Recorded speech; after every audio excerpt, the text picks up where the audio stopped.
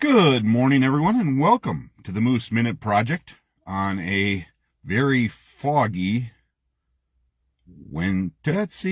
Tuesday morning, because I was off yesterday. That always throws me off during the week. I don't know if it does the same for you guys, but it does me. So if you're off a day or something like that, it throws the whole week in kind of a weird thing. So it is Tuesday morning.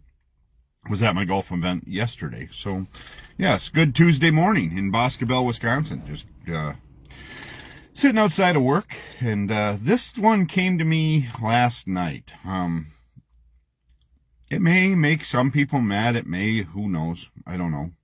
Everybody seems to be so touchy lately, and it is what it is. I've learned one thing is you can't please everyone, and you're not going to make everyone happy. And it is what, again, it is. So I titled this one, "This Land is Your Land." Comes from the little song that we used to have to sing in school and things. And, this land is my land, this land's your land, this land's our land, this land's meant for you and me. Is that really the case anymore these days? Or do people want to allow people only if they conform to their standards? Are you only allowed to act certain ways? Now, I'm not arguing that as a guy or a male, I cannot go into a female's bathroom. No matter what happens, I'm a male. Okay, get that. Not talking about, and I've never seen one or heard one of anybody that's identifying as an animal or whatever. I'm in southern Wisconsin. Maybe we're just susceptible to rumors and things like that. Maybe that's what it is. But I'm talking about just people in general. Are we to the point that this land is our land because we control it and nobody else can? We're not open to the original saying of, this is my land, this is your land, this is land meant for you and me. That's what I'm talking about. Are we really trying to narrow people's ways in life?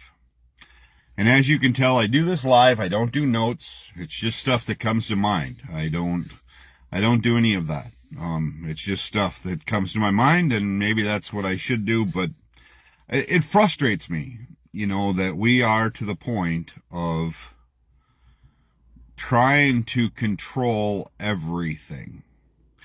So we've taken down monuments because they're offensive, even though they are part of history. And people should have learned from them.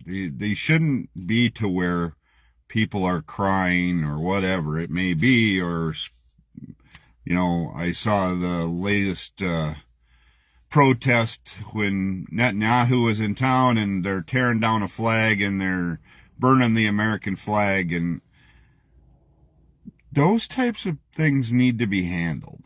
I'm not arguing. Those kind of things, those kind of protests are not peaceful, and I'm not going to get into the whole what was January 6th or whatever it was. What I am going to tell you is there was a whole lot of people that hurt police officers, disrespected law enforcement, disrespected objects of our government and our United States. And that, I don't care who was in charge of, if you did it, you're guilty. Just like if I would go to the Capitol here in Madison and do something, I should be held accountable for that. And if you helped push people to a direction, you need to be held accountable for that. So I think we need to start looking back at what taught or what guided us through this as we grew up. I go back to my living in Plain days of where parents had, maybe it's just because of the age groups or whatever we had, but parents back then didn't have a problem yelling at another parent's child or disciplining another parent's child, because they knew that parent might have disciplined him in one way, but when that parent called, like if I had a lady that yelled at me for taking my bike across the street, which did happen, yeah, Wanda Legal, ooh, she got a hold of me, a good one, sent me home. But it was worse when I got home, when my mom found out where I was.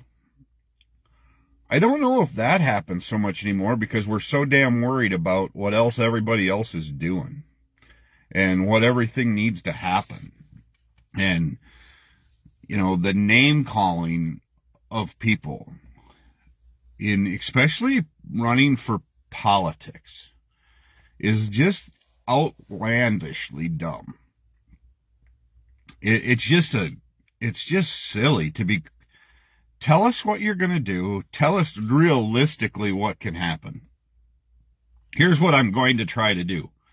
Don't tell me all of these things that you're going to be doing and what the others don't tell me what the other dumb people are, you know. When you start name calling, I think a lot of people's ears shut off and it's over. So sit down, tell me what you're going to do, point us in a right direction, make sure you're looking at the whole gamut from right to left. So if you're going to go to office for us, this isn't about pushing an agenda. This should be about what you're truly trying to do and make an agenda that's right for both sides of the aisles working together. We know this country's in crisis. We know this. We all see it, and we can experience it. But to start name calling or pulling people out because of race or anything like that is not acceptable. Yes, I understand that there's an issue at the border to a certain extent. I've never been near the border. Don't have a clue. I'm just going off of what people tell me. Does it affect me? I don't know. I know that there's a lot of different races around me that do a lot of shit work that most people wouldn't do. That I do know. I do know that there's a lot of people out working in fields and working at dairies and everywhere else that people that I know would never do it because A, it would be too hard to work, and B, it's degrading to them. It's not in their substantial living, I guess. So I don't know if it affects me or not. I haven't seen it. I know that they're not getting any aid or anything like that. They're not getting all of these by supposedly what it is. Is there people that get funding from the government or what? Sure there is. But there's people that in my standard too that do it. There's always workman's comp fraud, you know, whatever it may be, or stealing from their parents or doing whatever it is when they're taking. There's all of that. So when do we start really taking care of? When do we really start taking care of this country and start pointing it in the right direction of right and left and get it together in the middle? Get rid of everything is taken over now is extreme. And yes, you can vote for whoever you want to. The extreme portion of this is crazy because it is so far extreme. There's so much name calling. There's just all of this going on. And if you speak out either way, you can't have a general conversation with anybody. Nobody wants to have a general conversation because as soon as you bring up a point on either side, it's automatic defensive and automatically offensive to their ears, and they are not going to have it. They're going to fight and start yelling, scranting, ranting, and raving. And it's just not how it should be done. If you look at all the clips that happen in the House or in the Congress, and immediately when somebody starts to talk, it is a yelling match. And it shouldn't have to be that way. It should be just a general discussion, sitting around a table of, here's the issue. How can we handle it? Kind of like we do in businesses, getting in office with the managers and everybody else. And here's the main problem of business. Here's what we're struggling with. and come up on a whiteboard, for Christ's sakes, the top 10 things that you see what's wrong, and come up with a whole shitload of answers to fix it and try working on it. Instead, it's like, who brings the most money to the table, and we'll try to fix that. I don't have enough money I don't have enough money to influence the mayor of Boscobel, for crying out loud. So I guess that's why I'm out. I don't know. I don't have the Elon Musk money or Bill Gates money to influence people that way. So I just got back to that today of this land is our land, this land is made for you and me, and I don't think we're living by that at all. I think a lot of people are living by, this land is my land, and if you don't act like we want, and you're not doing such and such, get the hell out. Well, that's not what this country was made on. And if you remember right, I don't think we were the first ones here. I think there were other people here. So I don't think this land it became our land. It was somebody else's land first. And for those of you that are going to tell me, Chris, I'm a Christian and this is all, don't bring the Christian argument into this, because none of us are worthy to go to heaven. None of us are worthy of it. We all make mistakes every day. We all do things that are not good, in some form, if you're going off the Bible. So if you're going to tell me you're a Christian and you do all that and that's your platform, then somebody better be able to look back and see a crystal clear argument. And then when I hear you're voting for somebody because of your Christian standards and they align mostly with your standards or your morals, I don't think we're going to be judged on mostly, according to what I've been taught. So that's where we're at. A little deep for me today. I had a lot on my mind with it, and it was one of those things. With everything going on in our family and everything going on with my mom, the mom being the rock for me for, 50 years, she was the lady that battled for me and was always there for me, right or wrong. She always battled for me, and she always had my back. But she also told me to treat everybody the way I'd want to be treated.